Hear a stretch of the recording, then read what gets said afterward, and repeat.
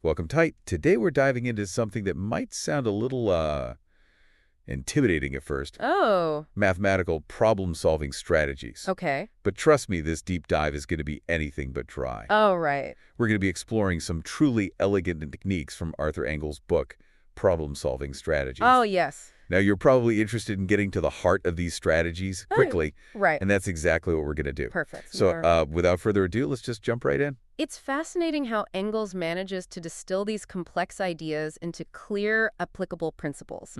He doesn't just throw equations at you. Right. He provides a framework for approaching problems in a whole new way. Absolutely. The book's often used for Olympiad training, Right.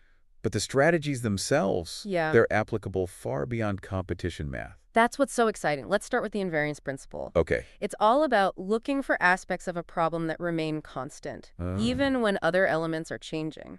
Okay, so it's kind of like finding the eye of the storm.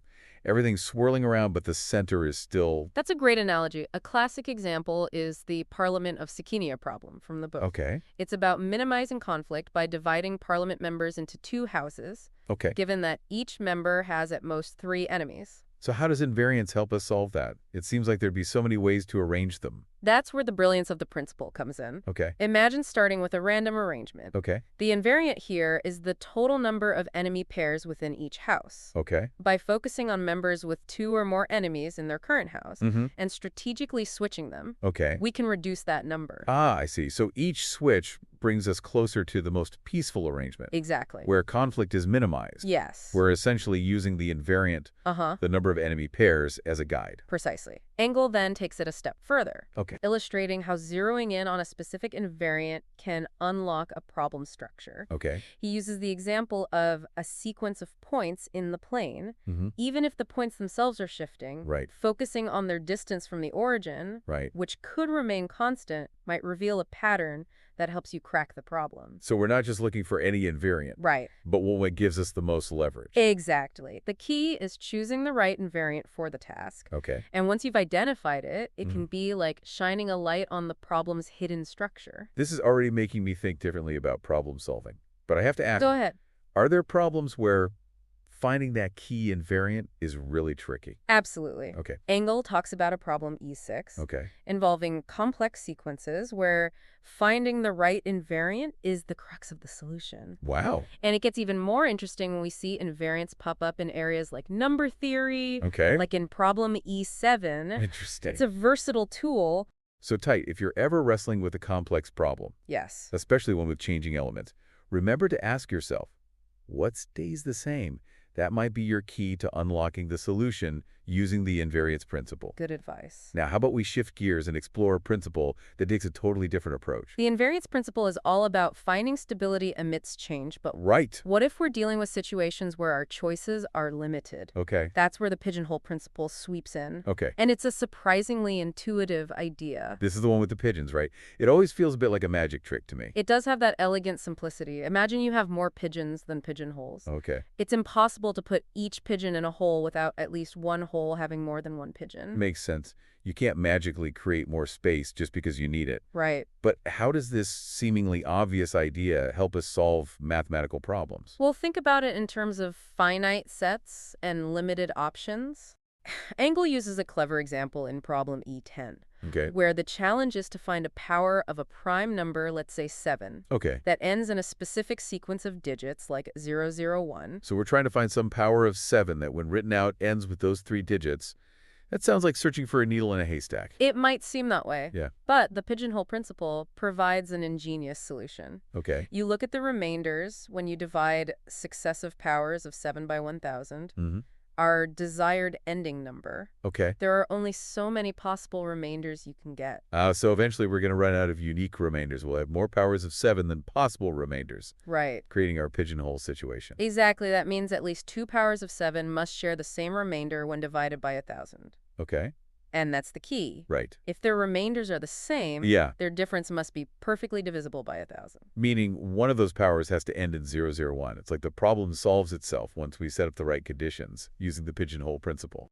The beauty is that it's not limited to number theory. Right. Think of a group of people. Okay. If you have more people than months in a year, Uh-huh. the pigeonhole principle guarantees at least 2 people share a birthday month. So it's a way of proving something must exist, Yeah. even if we can't pinpoint exactly what it is.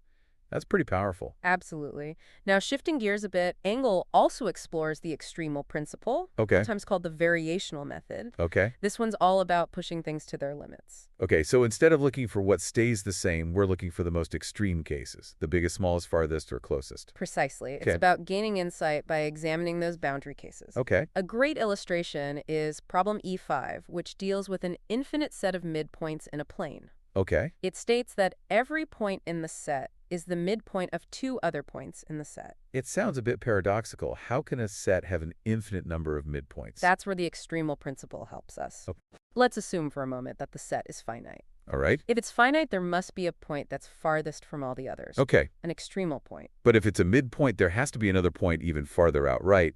That contradicts our initial assumption. Exactly. That contradiction forces us to conclude that our initial assumption of a finite set must be wrong. Okay. Therefore, the set must be infinite. So by pushing the problem to its limit, Yes. by considering that extremal point, we unveil a truth that might have been hidden otherwise. That's the power of the extremal principle. It's especially useful for existence proofs, demonstrating that a solution exists without necessarily providing a method to find it. Okay.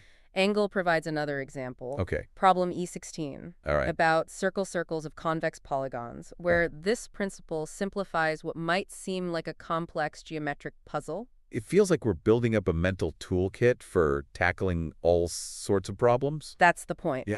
These principles are more about a way of thinking than memorizing formulas. So it's more about adaptability and recognizing patterns? Precisely. Okay, cool. It's about thinking creatively, not being afraid to experiment, and letting the problem guide you toward the best approach. This deep dive has definitely changed how I approach problem solving.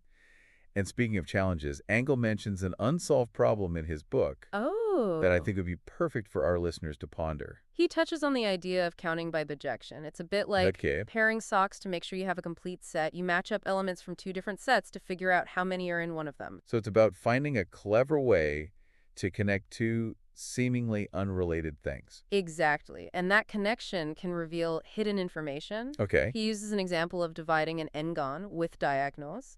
And the way he uses bipartition to solve it is really neat. It's fascinating how these seemingly simple ideas can be applied to such diverse problems. And then there's counting the same objects in two different ways. This can lead to what mathematicians call combinatorial identities, which are like equations that show two different ways to count the same thing, often revealing hidden relationships. I love that. It's like looking at a sculpture from multiple angles to understand its full shape. And remember, the key takeaway here is that there's no one-size-fits-all solution. Right. The real skill is in choosing the right strategy for the right problem. Okay. It's about understanding the problem structure and finding the tool that fits. So, Ty, we've explored the invariance principle, the extremal principle, the pigeonhole principle, and even got a glimpse of some bonus strategies. Right. What's the big takeaway from all of this? These principles aren't about memorizing formulas or rigid steps. Right. They're about cultivating a problem-solving mindset. So it's more about adaptability and recognizing patterns. Precisely. Yeah. It's about thinking creatively, not being afraid to experiment, and letting the problem guide you toward the best approach. This deep dive has definitely changed how I approach problem solving. And speaking of challenges, Engel mentions an unsolved problem in his book that I think would be perfect for our listeners to ponder. Oh, really? Yeah. It's called the Frobenius problem. Okay. And it asks, given a set of positive integers that have no common divisor other than 1, what's the largest number that can't be expressed as a sum of multiples of those integers? That's a good one. Yeah, even for a set of just 3 numbers. The solution isn't straightforward. Right. There's no easy formula to plug in. So your challenge, should you choose to accept it, is this. All right. Can you find a pattern for this largest unrepresentable number? It's a tough one, but maybe you'll uncover a new problem-solving strategy along the way. I like it. Keep that curiosity burning tight.